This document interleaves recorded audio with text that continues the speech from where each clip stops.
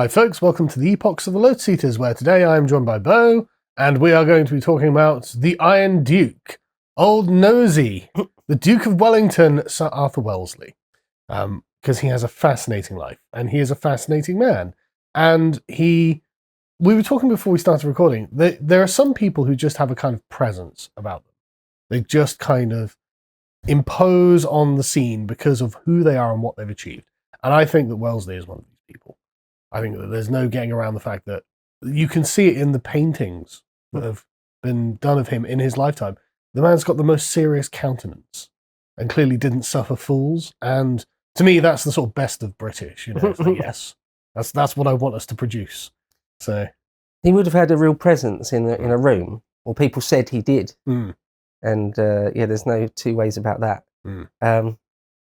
The victor of Assay. He was fantastically famous in his own life. I mean, he became, like the victor of Vermiro, of Talavera, of Waterloo. Of lots of places. yeah, he didn't ever lose a big battle. He barely lost an engagement. By the end of his life, in an honorary way, he had like half a dozen field marshal's batons. Really? Yeah, people like Prussia or wherever would just make him an honorary field marshal. He was the most famous military man of the early 19th century, easily. And perhaps only Admiral Lord Nelson eclipses him as in out-and-out hero stakes. Well, that's the thing. They're very different characters, aren't they? Yeah. That's the thing. Nelson's a very romantic character, but what I like about Wellesley is he's not romantic. He's very practical, very serious, and he gets the job done. Not that Nelson doesn't. It's the two different approaches to achieve the same goal, really, isn't it? One of the things I want to say straight away is that I think I've said this a couple of times here or there. I said it for the Eleanor of Aquitaine one about the Lion in Winter, is that sometimes you get an impression of a historical figure from childhood, and in fact it's not accurate, and it takes a long time, if ever, if you dispel that impression of them. Well, for me, and perhaps for a lot of people our age, in Blackadder III, Stephen Fry, you see Stephen Fry play Wellington in the last episode. Do you remember that at all? Not offhand, actually. I'm surprised I don't. Anyway, he has a small cannon duel, absurdly, a duel with very small cannons. Oh, yeah, no, I do. At the very end. Yeah. And anyway, Fryer plays Wellesley as like this bellowing bully type guy. He's just kicking people and just being an absolute tyrannical bully. And he wasn't like that. No. He was very harsh on some of his staff and his men, but he was a gentleman. He wouldn't just scream in someone's face and things like that. So I think maybe there are different words to use. Exacting might be.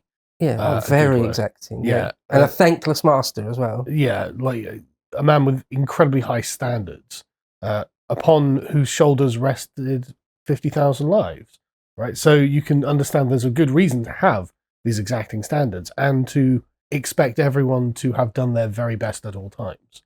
And I don't see this as being a mark of poor character or anything like that.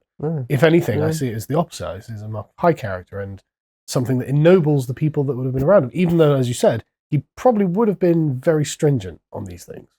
Yeah. All I mean is that, like I say, in Blackadder III, Fryer plays him as like a red-faced, but kicking someone up the arse and shouting at them at a drop of a hat. He wasn't like, he'd be much more likely to just, he was very, perhaps pompous is the right word. He was certainly, what's the word, when you just look down your nose at most people? Condescending? Yeah.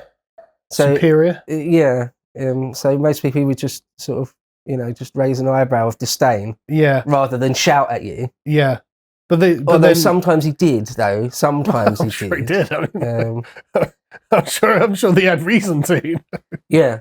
I'd probably been shouting a lot more than he did if I was in the middle of Waterloo and someone hadn't sent a message to the 5th Division to move up or something. I'd be screaming. Like, so, this though just speaks to a kind of comedy that has lost its place in history, though. Like, and it starts with sort of Monty Python and John Cleese. Where it's like, oh, look at me teasing all you stuffy old conservatives, and the world that they relied upon for the comedy doesn't exist anymore. And so, actually, we would kind of like it if we had a few of the stuffy superior types who were ultimately responsible for everything they did and looked down upon people who were being frivolous. So you had the space to be frivolous. They provided the borders, and this is the sort of, just as a quick tangent, the Stephen Fry style mockery of the British in the 19th and 20th centuries, that's become very passé to me. Like, no, look where we are without them. I would actually like all of those people back, please. Yeah. Also, the writers of Blackadder are sort of fairly hardline lefties. Well, yeah. So they love poking fun at our history. But I love Blackadder anyway. So yeah, so do I. But the point being, this has all fallen in. It's from another era because those people no longer exist. Yeah. Anyway. So another quick couple of notes to say about just in general about the character of Arthur Wellesley.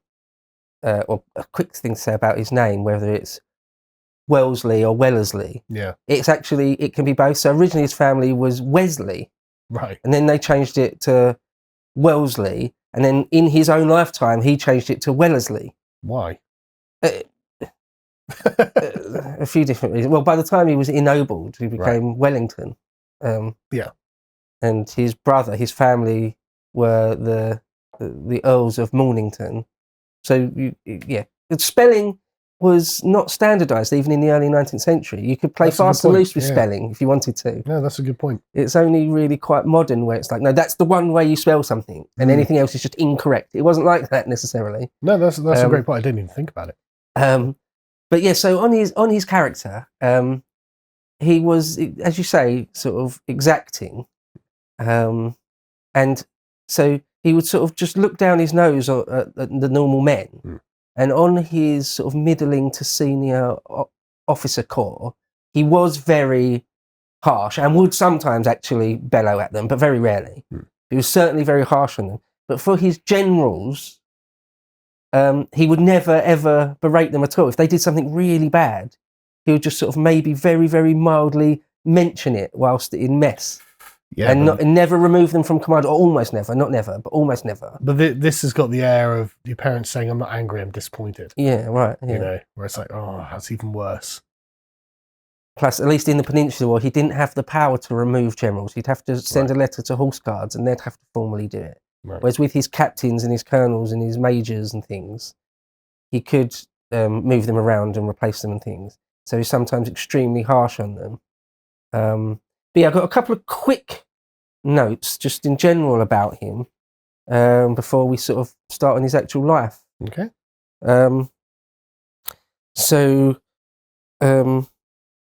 Who's this guy who wrote this? Charles Esdale wrote an interesting introduction to the dispatches of the Duke of Wellington. So the Duke of Wellington didn't write an autobiography or keep a diary as such. He was a bit busy, I suppose. Yeah. But what he did do is write lots and lots of actual letters and military dispatches. And then they were nearly all saved. And there's thousands and thousands of them. Even a book that thick is only a tiny number of them. Were they published in newspapers or anything like that? Not at the time, but afterwards. No? Right. Yeah, so they were kept within the family. Right. And then like the second Duke or the third Duke, because the Duke of Wellington's family is still going now. But his son or grandson sort of published them all in the late 19th century, I believe. And anyway, they're sort of almost better than a diary. I bet. Because quite often it's a day-to-day thing, and you get a really good impression of the person. Also, at least after Waterloo, he was so unbelievably famous that anyone that came into contact with him sort of wrote about it or remembered it, and in their memoirs. So there's actually, even though he didn't keep a diary, loads of material on him. And one of the things Sir Charles Oman talks about, next episode, I'm going to read a few pages long quote from Oman about his character when at the beginning of the Peninsula, when he was about 40 years old. And that will go into great detail about the contradictions. He was both sort of a perfect soldier, a perfect servant to the crown in some ways, but in other ways, unbelievably cold, and he was pretty horrible to his wife, and all sorts of things. But what Charles Oman says, writing at the very beginning of the 20th century, the very, very end of the 19th century, he says that until that point, no one ever criticised him, basically. It was just not done if you wrote a history of him or a biography of him. You just omitted the defaults of his character because he was so famous. He was such a hero. It's like, writing something about Nelson and saying, actually, he was a bit of a dick. You just don't do it. You just don't do that. Yeah. And that's not the case. Everyone loved Nelson. But the thing with Wellesley is that you just... it took almost 100 years, or 50 years anyway, from his death, to before anyone would sort of start being completely honest about him. That does go to show the amount of presence that the man contained, though, right? If you've got a kind of charisma that can make people want to not say bad things about you after your death for 50 or 100 years, then you must have been a very impressive person, whatever your defects. Speaks volumes. I mean, he was sort of course, there's a lot more to Napoleon Bonaparte's story, but in a way, you can sort of argue that it was Wellington that beat him. The Peninsular War, along with the Russian campaigns, broke Napoleon's back, and then it was Wellington at Waterloo that finally defeated him. So, and quite often in wars, it's the ending that people remember most. Yeah. So it's like, he saved us from the Corsican monster. He saved us from the little French tyrant. Well, in a way, I don't see how that's wrong. He saved Europe. He saved the world. That's not necessarily wrong, though. But you're right. Yeah. If they'd lost at Waterloo, it's entirely possible that Napoleon could have recovered his strength. Maybe. Who knows how it would have gone? Yeah, who knows? He had 100,000, Frenchmen at his back. Napoleon can do a lot with that. So, who knows? Yeah, who knows? It's entirely possible that, they did save Europe.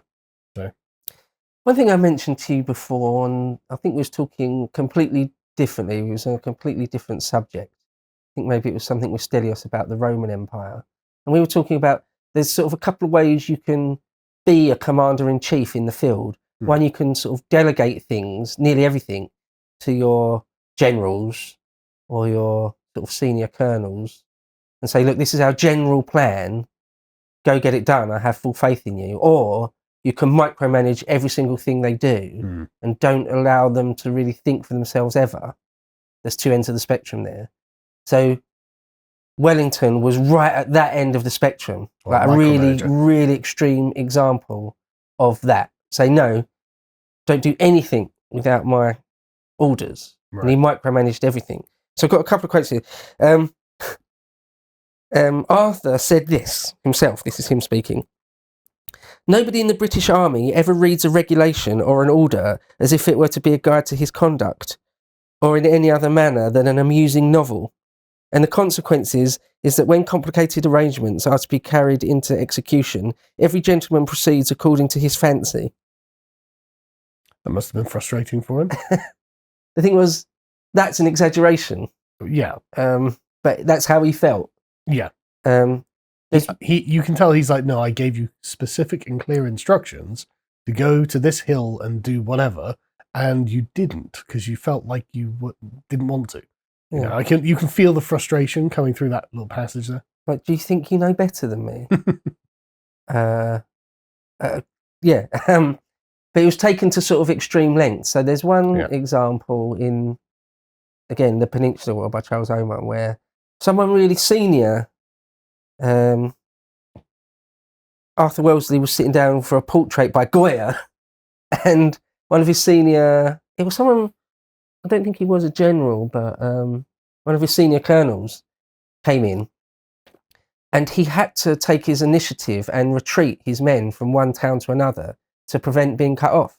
A few thousand guys being cut off. It was absolutely the correct thing to do. 100% the correct thing to do.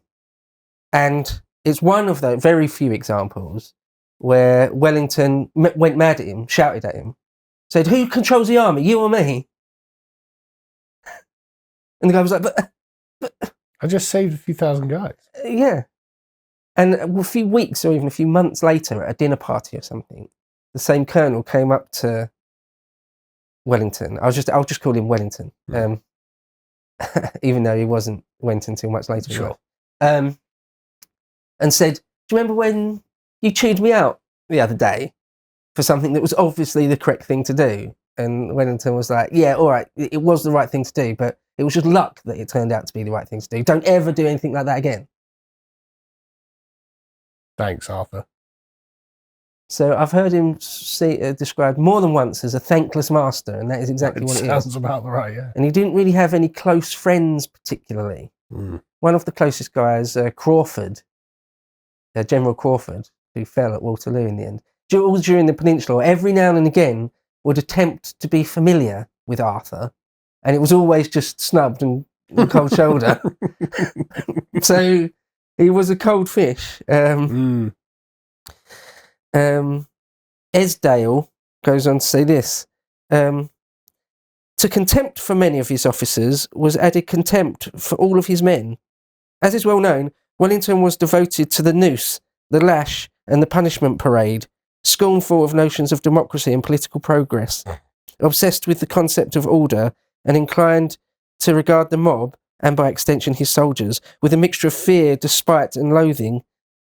Something that is all too typical here, being his description of the raw material of his British troops as the scum of the earth.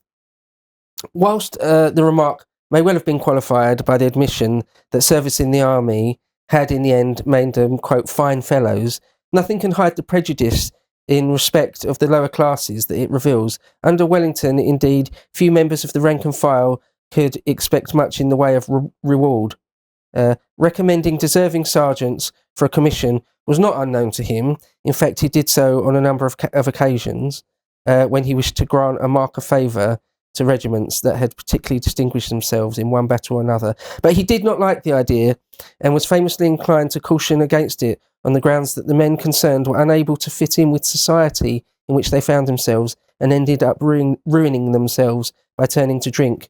One can perhaps go too far here. Wellington could recommend men for promotion, but could not actually commission men himself. Again, he'd have to send back to Horse Guards for that. As he complained, "I, who command the largest British army that has been employed against the enemy for many years, and who have upon my hands certainly the most extensive and difficult concern that was ever imposed on any British officer, have not the power of making even a corporal." That is strange, though, isn't it? It is a bit. You'd think he would have the power to do that. Yeah, well, he sort of does. He just has to formally do it. Right. He has to send back to but you think army headquarters in London, Horse Guards. he should be able to do it by fiat on the battlefield because Yeah. he is the commanding officer, the commanding general. But that quote is it's always taken out of context, and it's always only given half. Our men are the mere scum of the earth, and then obviously Wellesley hates the men. Yeah, he does, obviously. I mean, but the other half of what fine fellows we shall make of them is always left off. It was mentioned there, wasn't it? Yeah, it was mentioned there, obviously, but in other contexts, quite often people deliberately leave that bit out. And it's like, look, he's not saying there's no path to nobility or moral standing, but to be honest with you, a lot of the people in the army probably were kind of like the scum of the earth. Like it often wasn't the gentlemen of England who were joining the 1st Regiment of Foot or something. Often these were not the greatest of people, and this is one of the things that I think it really characterizes the kind of English view of the world, which is like Cromwellian warts and all sort of thing. There's a definite lack of romance, but it's not necessarily cruel or unfair. And it's even though there's a bit of a bite in the phrase, there's also a bit of sort of sweetness at the end, where it's like it's not the worst, and there's something about it that kind of appeals to me. Actually, I don't know why. A few things on that. One, sometimes convicts were given a choice: it's deportation to Australia, or you can join the army. So you get a lot of really dodgy characters, but also, quite often, younger people would join up out of genuine patriotism. There was even quite a strong Christian religious thing that people would join up for king and country, God, king and country, and that they were the opposite of convict types. They were extremely good and moral. But although that quote about the scum of the earth, he actually qualified it by saying, but we sort of turn them into good men. There's also loads of other quotes in life where he says, no, they're all drunkards. They joined. There's one quote he said much later in life, because he was only, in his 40s or 50 odd after Waterloo, and he went on to live for many, many more years. He lived to be really old. And so there's decades more of people just asking him things all the time. And anyway, there's quite a few quotes later in life where he said, no, they all join up for rum. They're all drunkards and they only join for rum, and that's it. People are like waiting for him to qualify it. And he doesn't. The thing is, right, there's probably some truth to that. Maybe. You know, I'm just saying that it's probably not entirely inaccurate that a lot of them do drink a lot. Yeah. And if half your army's made up of convicts, you're probably like, yeah, well, you know, I can see how the perception is not exactly the best guys. And it mentioned there that he sort of liked the noose and the lash. No, I agree with that. I would say extremely so. Right. Even by the early 19th century standards, where life is pretty damn harsh. Even so, it's almost medieval sometimes. So like sometimes you'd be ordered to have like 200 or 500 lashes, which is death. 500 it's death. And the order would be that after the man has passed out and or died, you keep lashing him until they're all done. So you're literally flaying a dead body. Got a job to do, Bo. 200 lashes is 200 lashes. Now, there's a few times where the British Army is actually, in the scheme of things, very, very good for this, but there are still some examples when we did it. When we get into a town after a long, particularly bloody siege, they go berserk. Yeah. Pillaging, raping, murdering, all sorts of things. And he would stop that by a few hangings, get a few provosts, like early versions of military police type thing, and hang a few guys and put an end to it. So in those situations, his being a martinet, being a sort of stickler for the rules, disciplinarian, is sort of called for and perfect and great. But he'd go much too far with it, in my opinion, or in lots of people's opinion. But, well, he did what he did, but it's still sometimes sort of crazily, like medieval level harshness. But, yeah, to keep an army in check is... gotta do it. Yeah. Another quick quote here. This is from Charles Oman, actually. He said, it is certain that Wellington never trained a general who proved himself a first-rate exponent of the art of war, but this system was not calculated to foster initiative or self-reliance upon his lieutenants. Given the quality of some of Wellington's generals, this is understandable enough, because some were great and many weren't. So some bought their commissions, right? Yeah, because they weren't exactly talented. You can only buy so far, but you can buy really high up. But you can't buy an actual generalship. Nonetheless, at that point, well, just their nepotism takes over anyway. If the pool of options are from 50 guys who have all bought their commissions to lieutenant or whatever, okay, I'm going to have to pick the best of them. But yeah. So he had a handful of great guys by the Peninsular War. I mentioned Crawford, Daddy Hill. There's loads of them actually, but he also was sort of lumbered with a good handful of pretty much inept. Yeah, like someone's cousin. Is it Sharp or something like that you get? There's a scene of that. Yeah, I think it's in Sharp, isn't it, where he's dealing with like idiot dandies. Simonson. Yeah. So I remember enjoying that a lot, and really, feeling, how he's surrounded by idiots. No, I'm not surrounded by idiots, but like I can imagine being in a position where you don't get to pick the people you want to be with you. Then that could be very frustrating. I love Bernard Cornwell's Sharp series. I've read all the books, and some of them many more than one time. And I love the TV adaptations with Sean Bean as Sharp. And that is probably the best scene in it all, when Wellington chews out Simonson. Simmons or Simonson? I can't remember. But it's great. Yeah. I haven't thought about that scene for years, and it was just instantly brought to mind. But Oman went on, but it cannot be felt that his own attitude contributed greatly to this problem. To quote the cavalry brigadier Robert Long, "A great deal of mischief arises from the absurd mystery and secrecy observed upon occasions which produce considerable embarrassment to executive officers without a corresponding advantage to the service." So not only did he not want men, senior officers, acting on their own initiative, he wouldn't even tell them what they were doing in the field, what the grand idea was. Right, It's just go here and do that. Yeah. Don't worry about anything. Don't even ask me what anything else is. It's a secret. That same officer, Robert Long, cavalry officer, said, "To ask where to go or to halt is high treason.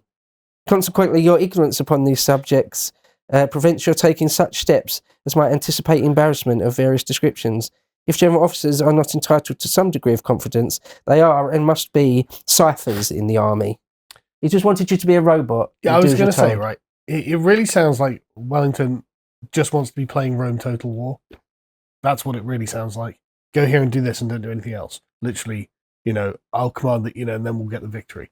What's a little bit annoying is that when he was a junior officer, he wouldn't accept that. He was always trying to use his own initiative. Yeah. Always. Yeah. So there is hypocrisy there. But I mean, it's also kind of weird because you'd think that, okay, so I've got a couple of smart guys. They can see things on the ground I can't see. They're aware of things that I'm not aware of. Like the guy who just saved 2,000 men. I'd reward good initiative for, valiant service. But Very occasionally he would, like Crawford and Hill, in the Peninsular War, he would give some leeway to, but nearly always not. Like even to ask, where are we going? What's the general plan of what we're doing here? There's a quote from Waterloo where on the morning, I can't remember who it was, somebody asked him, "What is the plan for today?" And he said, "Just don't worry about it." He said, what was the quote? Something like, "If I thought my hat knew my thoughts, I'd throw it away," or something. That's not quite the quote, but it's something like that. I guess the spirit of the thing. Yeah, if I thought my hair knew my thoughts, I'd get rid of it. Anyway, something like that. So I mean, I suppose the argument of, well, you don't want the plans being leaked to the enemy and things like that. Well, that is his thinking. That is exactly his thinking. Yeah, it's all to do with that. Yeah, right. It's not that he's such a control freak that. It's to make sure that the enemy don't know, have no way of knowing, literally no way of knowing. Yeah, because literally no one around me knows what my plans are either. Yeah. One last quick quote here before I sort of start getting into his actual life, from Richard Holmes, the TV historian, who's passed away now, but I love him. He's great. I'm sure you'd know who he is if you saw him. He said this about that, pretty much a flaw, really, I would say, in Wellington's character. He says, "All this reinforced his tendency to trust almost nobody and to do everything himself, producing the symptoms of what we would today call a control freak." So he micromanaged everything. Yeah. Everything. I mean, it seems like he's such a highly strung person, Mm-hmm. and it's like, okay, well, I mean, on one side, I can say, well, understandable. Look at the responsibility on his shoulders, right? And he's obviously a very smart chap, very astute and concerned about his duty. And so if he's looking around and thinking, well, none of these people have the same sort of concern for what we're doing that I do, then maybe it feels justified to do it. So he did see in the British Army a couple of times sort of really bad, pretty much disastrous levels of incompetency. And he'd vowed to himself from very young, if he ever got into senior command position, he just would not allow that sort of thing to happen. Like a complete lack of logistics, or just a complete lack of sort of tactical or even strategic awareness.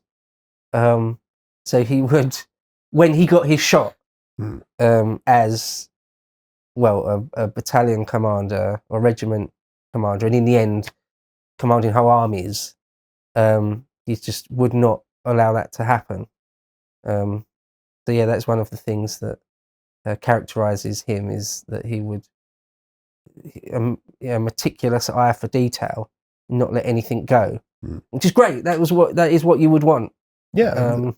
I mean, better that than some slovenly ne'er-do-well commander who gets drunk the night before and doesn't really care about the details and just trusts to fate and goes, right, okay, just charge. We'll see how it goes, or something like that. I'd much rather a Wellesley. Yeah. To watch the full video, please become a premium member at lotuseaters.com.